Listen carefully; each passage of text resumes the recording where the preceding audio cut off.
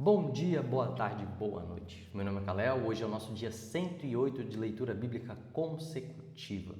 Muito obrigado pela sua presença. Te convido a pegar o seu chá, sua água, seu café, sentar aqui comigo e irmos para a nossa leitura de hoje. Nesse dia de sábado vamos ler 1 Reis do capítulo 15 ao capítulo 17.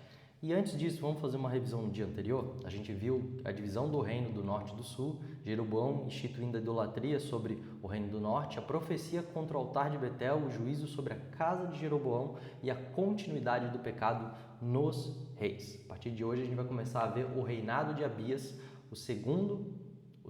a sua morte e depois o reinado de Asa, o seu filho, logo após dele, no capítulo 15. Bora lá comigo então?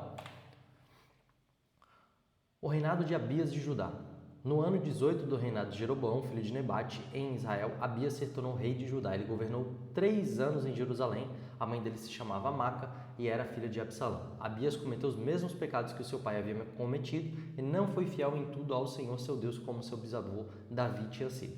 Mas por causa de Davi, o Senhor seu Deus deu a Abias um filho para governar em Jerusalém, pôs dele para conservar Jerusalém em segurança. O Senhor fez isso porque Davi tinha feito o que lhe agradava e nunca havia desobedecido a nenhum de seus mandamentos, a não ser no caso de Urias o Heteu. Abias e Jeroboão estavam sempre em guerra um contra o outro durante o reinado de Abias. Todas as outras coisas que Abias fez estão escritas nas histórias dos reis de Judá.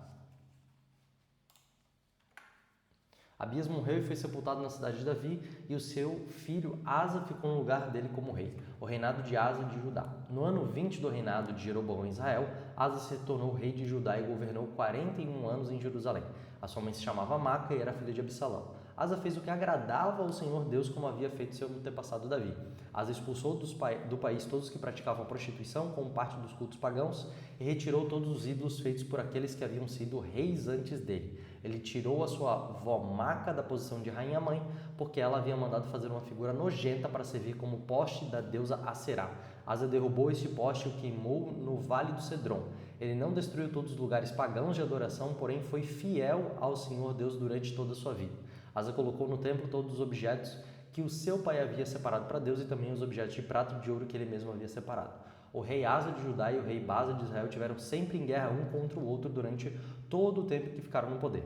Baasa invadiu Judá e começou a cercar de muralhas a cidade de Ramá para assim controlar o movimento na estrada que ia até Jerusalém. Por isso o rei Asa pegou toda a prata e todo o ouro que havia ficado no templo e no palácio e entregou a alguns dos seus servidores, a fim de que lhe levassem para Damasco e entregassem ao rei Ben-Hadad, que era filho de Tabrimon e neto de Rezion. Junto foi a seguinte mensagem: vamos ser aliados como eram os nossos pais. Essa prata e esse ouro são um presente para você. Retire agora o apoio que você está dando a Baasa, rei de Israel, para que assim ele tenha de tirar os seus soldados do meu território. O rei Ben-Hadad concordou com a proposta de Asa e mandou que os seus comandantes e os seus exércitos atacassem as cidades de Israel. Eles conquistaram as cidades de Jalon, Dan, Abel-Bet-Macá, a região que fica perto do lago da Galileia e todo o território de Naftali. Quando o rei Baasa soube do que havia acontecido, parou de construir as muralhas de Ramá e voltou para Tirza. O rei Asa mandou avisar em toda a região de Judá que todos, sem faltar ninguém, deviam ir ajudar a carregar para fora de Ramá as pedras e a madeira que Baasa havia usado para construir as muralhas em volta da cidade. Com esse material, Asa cercou de muralhas a cidade de Mispa e também a cidade de Geba, que fica no território da tribo de Benjamim. Todas as outras coisas que o rei Asa fez, os seus atos de coragem, as cidades que ele cercou de muralhas, tudo isso está escrito na história dos reis de Judá. Na sua velhice, ele foi atacado por uma doença nos pés. Asa morreu e foi sepultado no túmulo dos reis na cidade de Davi. O seu filho Josafá ficou como rei no lugar dele. O reinado de Nabade de Israel. No segundo ano do reinado de Asa, em Judá, Nabade, filho do rei Jeroboão, se tornou rei de Israel. Ele foi rei 2 anos, como havia feito seu pai antes dele. Nabade pecou contra Deus e fez com que o povo de Israel também pecasse. Baasa, filho de Aias, da tribo de Isacar, fez uma conspiração contra Nabade e o matou no país dos filisteus, em Gibeton. A cidade de Nabade e o seu exército estavam cercados. Isso aconteceu no 3º ano do governo de Asa em Judá, e assim Baasa ficou no lugar de Nabade como rei de Israel. Logo começou a reinar, ele matou as pessoas da família de Jeroboão e, de acordo com o que o Senhor tinha dito por meio do seu servo, o profeta Iás de Siló, toda a família de Jeroboão foi morta, não escapou ninguém. Isso aconteceu porque Jeroboão havia feito que o Senhor, o Deus de Israel, ficasse irado com os pecados que ele cometeu e que fez o povo de Israel cometer. Todas as outras coisas que Nabade fez estão escritas nas histórias dos reis de Israel. O rei Asa de Judá e o rei Baasa de Israel estiveram em guerra um contra o outro durante todo o tempo em que ficaram no poder. O reinado de Baasa de Israel, no terceiro ano do reinado de Asa em Judá, Baasa, filho de Aiá, se tornou rei de todo o povo de Israel e governou 24 anos em Tirza. Como o rei Jeroboão havia feito antes dele, Baasa pecou contra o Senhor Deus e fez com que o povo de Israel também pecasse. Olha só que coisa muito engraçada e interessante que a gente vai ver aqui no comentário bíblico de William MacDonald a respeito do Antigo Testamento. No capítulo 15, versículo 16 ao 22, quando Baasa, rei de Israel, começou a fortificar Ramá, alguns quilômetros ao norte de Jerusalém, Asa percebeu que a capital corria perigo. Em vez de se voltar para o Senhor, pediu ajuda de Ben-Hadad, o rei da Síria. Ofereceu uma soma considerável a um monarca estrangeiro para persuadi-lo a atacar Israel pelo norte, na região da Galileia. Baasa foi obrigado a deslocar as suas tropas para essa região e Asa utilizou as pedras e os outros materiais de Ramá para fortificar as cidades de Gebe e Mispa, na fronteira norte do seu reino. A prata e o ouro que Asa levara para o templo havia sido consagrado ao Senhor, porém quando Baasa ameaçou Judá, Asa tomou tudo que restava nos templos e entregou a Ben-Hadad. Além de enriquecer a Síria, também defraudou os bens do Senhor. Os cristãos precisam cuidar para não tornar aquilo que pertence a Deus, seja o seu tempo, dinheiro e recursos, e entregar a outro. Esse é o comentário de William MacDonald. E a gente vai ver a respeito não simplesmente dessa passagem, desse comentário, que nós não podemos confiar em Deus apenas nos momentos normais da nossa vida, mas precisamos aprender a depender de Deus em toda e qualquer situação. O rei Asa é um grande exemplo disso. Ele foi muito abençoado pela sua obediência, mas no momento de sua maior necessidade, ele correu para a ajuda humana em vez de depender de Deus. Se nossa confiança em Deus está limitada a determinadas circunstâncias, a situação que vai levar a grande e maior preponderância em quem nós devemos confiar ou não. Ou seja, se a situação estiver boa, eu confio em Deus. Se a situação estiver ruim, eu vou confiar em alguma outra pessoa. E isso para nós deve ser algo que verdadeiramente tem que nos levar a ter muito temor, porque Deus deve ser a nossa maior fonte de ajuda e Deus deve ser a nossa maior fonte de segurança. Vamos continuar aqui no capítulo 16. O Senhor Deus falou com o profeta Jeú, filho de Hanani, e lhe deu esta mensagem a respeito de Baasa. Você não era ninguém, mas eu fiz com que você se tornasse chefe do meu povo de Israel. E agora você pecou com Jeroboão e fez o meu povo pecar. Os pecados deles me fizeram ficar irado e por isso eu vou acabar com você e com a sua família, como fiz com Jeroboão. As pessoas da sua família que morrerem na cidade serão comidas pelos cachorros e aquelas que morrerem nos campos serão comidas pelos urubus. Todas as outras coisas que Baasa fez e todos os seus atos de coragem estão escritos na história dos reis de Israel. Baasa morreu e foi sepultado em Tirza e o seu filho Elá ficou como rei no lugar dele. O profeta de Jeú deu aquela mensagem do Senhor Deus a respeito de Baasa e da sua família por causa dos pecados que Baasa havia cometido contra o Senhor. Ele fez com que o Senhor ficasse irado não somente por causa do mal que praticou, como o rei Jeroboão havia feito antes dele, mas também porque ele matou toda a família de Jeroboão. O reinado de Elá de Israel. No ano 26 do reinado de Asa, em Judá, Elá, filho de Baasa, se tornou rei de Israel e governou 2 anos em Tirza. Zinri, um dos seus oficiais, que comandava metade dos seus carros de guerra, fez uma conspiração contra ele. Certo dia em Tirza, Elá estava se embebedando na casa de Arza, que era o administrador do palácio. Zinri entrou na casa, matou Elá e ficou no lugar dele como rei. Isso aconteceu no ano 27 do reinado de Asa em Judá. Assim que Zinri se tornou rei, matou todas as pessoas da família de Baasa. Todos os seus parentes do sexo masculino e todos os seus amigos foram mortos. E assim Zinri matou toda a família de Baasa, de acordo com aquilo que o Senhor, por meio do profeta Jeú, tinha dito a respeito de Baasa. Por terem adorado ídolos e por terem feito com que o povo de Israel pecasse, Baasa e o seu filho Elá haviam feito o Senhor, o Deus de Israel, ficar irado. Todas as outras coisas que Elá fez estão escritas na história dos reis de Israel. O reinado de Zinri de Israel. No ano 27 do reinado de Asa, em Judá, Zinri foi rei de todo o povo de Israel em Tirza durante 7 dias. Os soldados israelitas estavam cercando a cidade de Gibeton, na terra dos filisteus. Eles souberam que Zinri havia feito uma conspiração contra o rei e que o haviam assassinado. Por isso, daquele mesmo dia, ali no acampamento, eles escolheram Omri, o comandante do exército, como rei de Israel. E todos os seus soldados saíram de Gibeton e foram cercar a cidade de Tirza. Quando Zinri viu que a cidade havia sido conquistada, foi para a fortaleza interna do palácio, pôs fogo no palácio e morreu queimado. Isso aconteceu por causa dos seus pecados contra Deus, o Senhor. Ele seguiu o exemplo de Jeroboão, que havia sido rei antes dele. Zinri desagradou ao Senhor por causa dos seus pecados e por ter feito o povo de Israel pecar. Todas as outras coisas que Zinra fez e também suas conspirações estão escritas na história dos reis de Israel. O reinado de Onri, de Israel. O povo de Israel está dividido em dois partidos. A metade deles queria fazer de Tibni, filho de Ginate, o seu rei, e os outros estavam do lado de Onri. Mas aqueles que estavam a favor de Onri ganharam, e Tibni morreu, e Onri se tornou rei. No ano 31 do reinado de Asa, em Judá, Onri se tornou rei de Israel e governou 12 anos. Nos seus primeiros anos, ele governou em Tirza. Ele comprou o monte Samaria de um homem chamado Semer por mais ou menos 7 quilos de prata.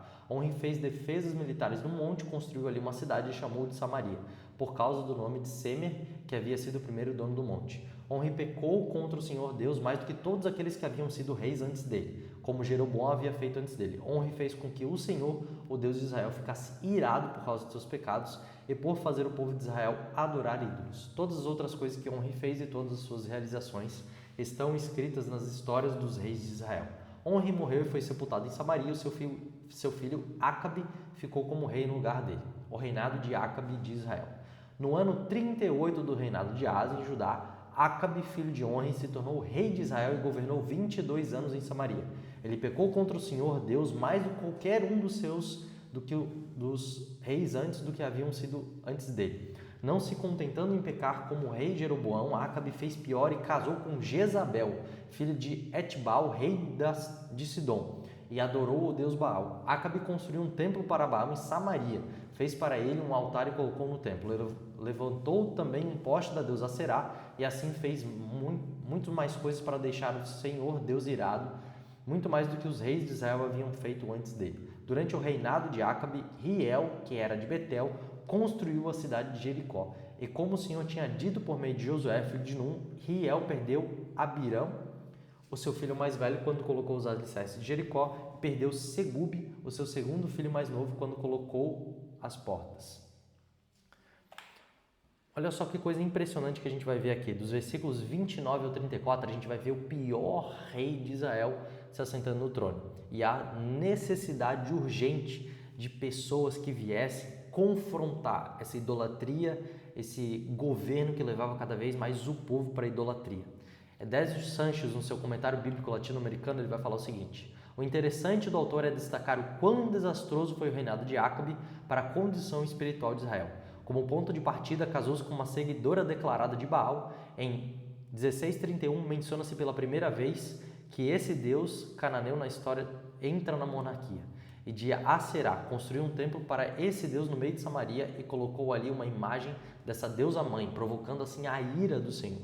Tão significativos foram os impactos do seu pecado e o desvio dos caminhos de Deus, que a partir do reinado de Acabe surge um ministério profético que marcaria profundamente a fé bíblica e abriria as portas para o movimento profético literário que começa com Amós e Oséias e precisamente em Israel, no Reino do Norte. O surgimento desse movimento profético responde ao fato que a fé em Baal e em outros deuses cananeus não só era um problema de idolatria, mas também começou a se difundido e implantado de uma forma a trocar a cosmovisão do povo hebreu, do povo judeu, do povo israelita, tentando pôr abaixo a justiça que o Senhor, por consequente, tinha através da sua palavra.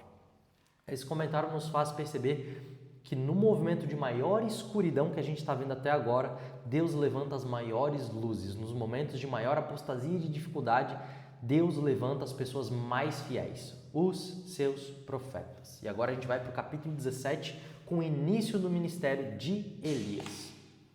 Capítulo 17. Elias e a seca. Um profeta chamado Elias de Tisbé, na região de Gileade, disse ao rei Acabe: em nome do Senhor, o Deus vivo de Israel, de quem eu sou servo, digo ao Senhor que não vai cair orvalho nem chuva durante os próximos anos, até que eu diga para cair orvalho e chuva de novo. Então o Senhor disse a Elias: saia daqui, vá para o leste e esconde-se perto do riacho de Querite, a leste do rio Jordão. Você terá água do riacho para beber, e eu mandei que os corvos levem comida para você ali. Elias obedeceu a ordem do Senhor e ficou e morou perto do riacho de Querite. Ele bebia água do riacho, os corvos vinham trazer pão e carne todas as manhãs e todas as tardes. Mas algum tempo depois o riacho secou por falta de chuva. Elias e a viúva de Sarepta. Então o Senhor Deus disse a Elias: apronte-se e vá até a cidade de Sarepta, perto de Sidom, e fique lá. Eu mandei que uma viúva que mora ali dê comida para você. Então Elias foi para Sarepta. Quando estava chegando à porta da cidade, ele encontrou a viúva que estava catando lenha.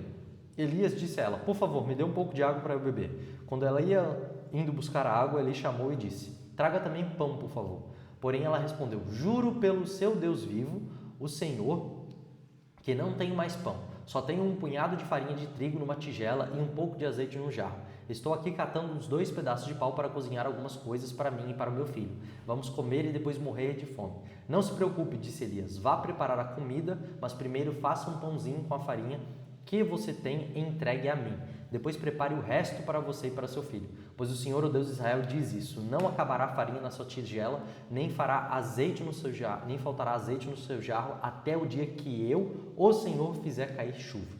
Então a viúva foi e fez como Elias tinha dito, e todos eles tiveram comida para muitos dias. Como o Senhor havia prometido por meio de Elias, não faltou farinha na tigela, nem azeite no jarro. Algum tempo depois, o filho da viúva ficou doente. Ele foi ficando cada vez pior e acabou morrendo. Então ela disse a Elias: homem de Deus, o que o Senhor tem contra mim? Será que o Senhor veio aqui para fazer com que Deus lembrasse dos meus pecados e assim provocar a morte do meu filho?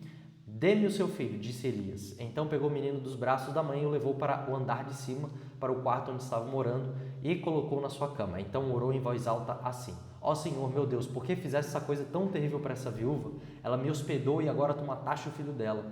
Aí Elias se deitou em cima do menino 3 vezes e orou deste modo: ó Senhor, meu Deus, faz com que essa criança viva de novo. E o Senhor Deus respondeu a oração de Elias. O menino começou a respirar outra vez e tornou a viver. Elias pegou o menino e o levou para baixo para sua mãe e disse: veja, o seu filho está vivo. Então ela disse a Elias: agora eu sei que o Senhor é um homem de Deus e que Deus realmente fala por meio do Senhor. Aqui a gente vai ver um dos grandes vultos do Antigo Testamento.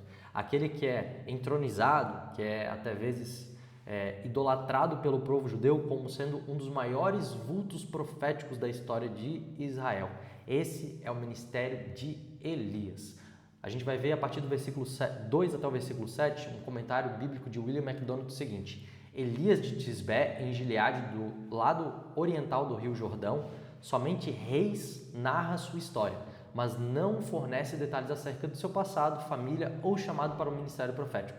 Mas não há dúvida, porém, de que ele foi escolhido e enviado por Deus como instrumento para conduzir o reino adúltero e arrogante de Israel ao arrependimento. Suas orações traziam bênçãos como a chuva ou fúria, seca e fogo. Elias foi para sua geração a personificação de uma consciência destemida.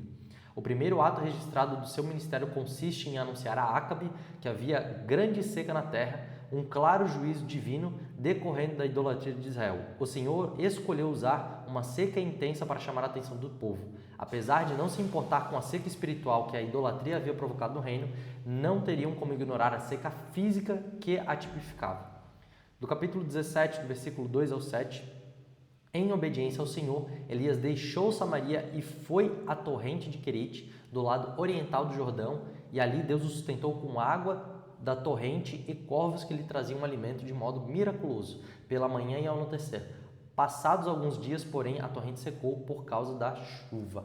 A gente vai ver aqui como não simplesmente Elias é essa personificação de uma consciência destemida, mas como ele também trazia uma provisão sobrenatural através da sua obediência radical.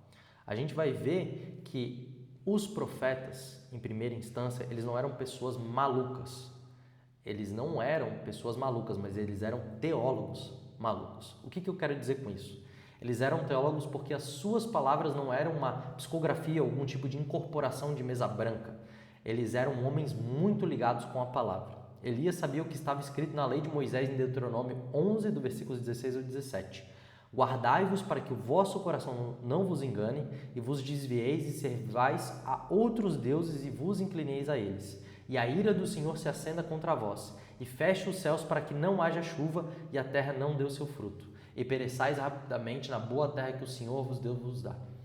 Moisés deixou claro que se o povo se desviasse para a idolatria, Deus fecharia os céus e não haveria chuva. Ou seja, a seca era uma consequência da aliança quebrada e não uma ideia que Elias teve. Agora entra o ponto importante. Elias não apenas aplicou uma regra automaticamente. Ele, primeiramente, discerniu espiritualmente o estado da idolatria de Israel, especialmente sob o reinado de Acabe e de Jezabel, e declarou profeticamente o juízo de Deus. E a partir daí agiu em alinhamento com a vontade divina e não só com base naquilo que estava escrito na lei de Moisés. O trabalho do profeta não era ficar numa caverna falando mantras e vivendo uma vida como se fosse uma vida austera, uma vida desconexa da realidade. Muito pelo contrário. Os profetas gastavam a vida estudando a lei de Deus e se posicionando radicalmente em santidade diante da geração deles. E através desse relacionamento radical com Deus, o Senhor inspirava eles a entender espiritualmente o que iria acontecer e junto disso eles declaravam a realidade espiritual e as consequências ou as bênçãos que Deus iria derramar sobre aquelas pessoas.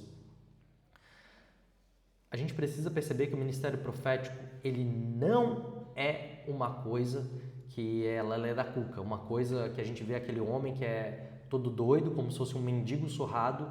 Muitas das vezes os profetas tinham que personificar aquilo que Deus iria fazer com o povo. Então eles se tornavam homens símbolos. Sim, homens símbolos. Eles simbolizavam antecipadamente o que Deus iria fazer com o seu povo.